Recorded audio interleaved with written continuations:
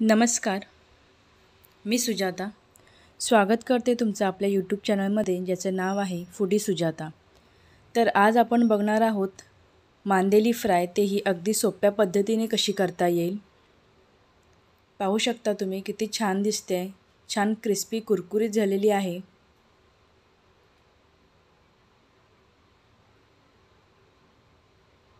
आणि टेस्टला सुद्धा खूप छान. तर चला रेसिपीला सुरुवात करूया.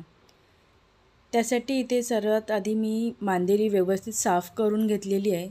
मांदेलीचं डोकं काढायचं आहे आणि पोटातली घाण काढून 2-3 वेळा पाण्यामधून स्वच्छ धुवून घ्यायचं आहे. अशा प्रकारे व्यवस्थित धुवून घेतलेली आहे मी. आता जे मच्छीसाठी आपल्याला कोटिंग पाहिजे ते मी इथे तयार करते. त्याच्यासाठी मी तांदळाचं पीठ घेतलं आहे, त्यामध्ये थोडासा रवा टाकला आहे. त्यानंतर इथे मी लाल तिखट जे वापरले ते शक्यतो एव्हरेस्टवालं जसं लाल तिखट येतं तशा टाईपमध्ये वापरायचं.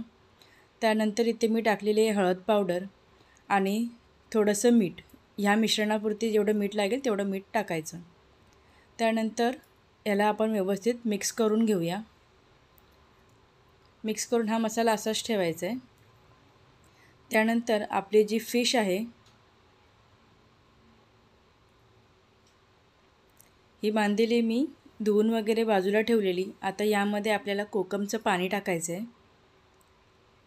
कोकमचं पाणी म्हणजेच आपण ज्याला आगळ बोलतो ते टाकून व्यवस्थित मिक्स करून घ्यायचं आहे. आणि इथे थोडंसं मीठ टाकायचं आहे. मच्छीला जेवढं लागणार आहे त्याप्रमाणे मीठ टाकून मिक्स करून घ्यायचं आहे. मिक्स करून 10 मिनटं तशीच ठेवून द्यायची आहे आपल्याला फिश. आणि 10 मिनटानंतर आपण जो मसाला तयार केलेला आहे त्यामध्ये एक अशी मच्छी व्यवस्थित डिप करून व्यवस्थित कोटिंग करून घ्यायची आहे तिला. इथे जसं मी दाखवते अशाप्रमाणेच कोटिंग करून घ्यायचे आहे. मसाला पूर्ण मच्छीला व्यवस्थित लागला पाहिजे.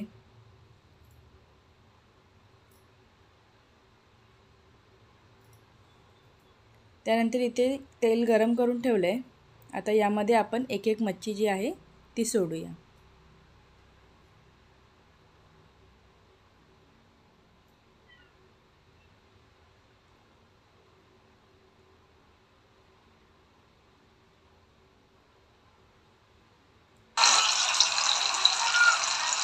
लो टू मीडियम फ्लेमवरती आपल्याला याला शिजवायचे.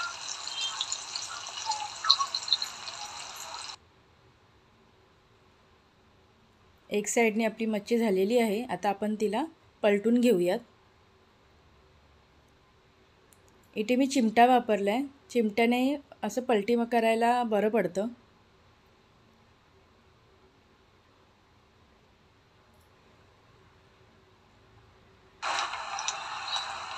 ही पहा छान क्रिस्पी झालेली आहे.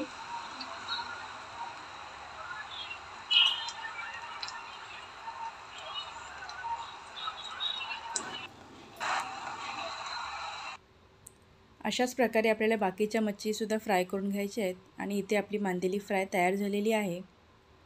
कशी वाटली तुम्हाला रेसिपी नक्की कळवा. आवडली असल्यास लाईक करा, चॅनलला सबस्क्राईब करा. पुन्हा भेटूया नवीन व्हिडिओमध्ये. धन्यवाद.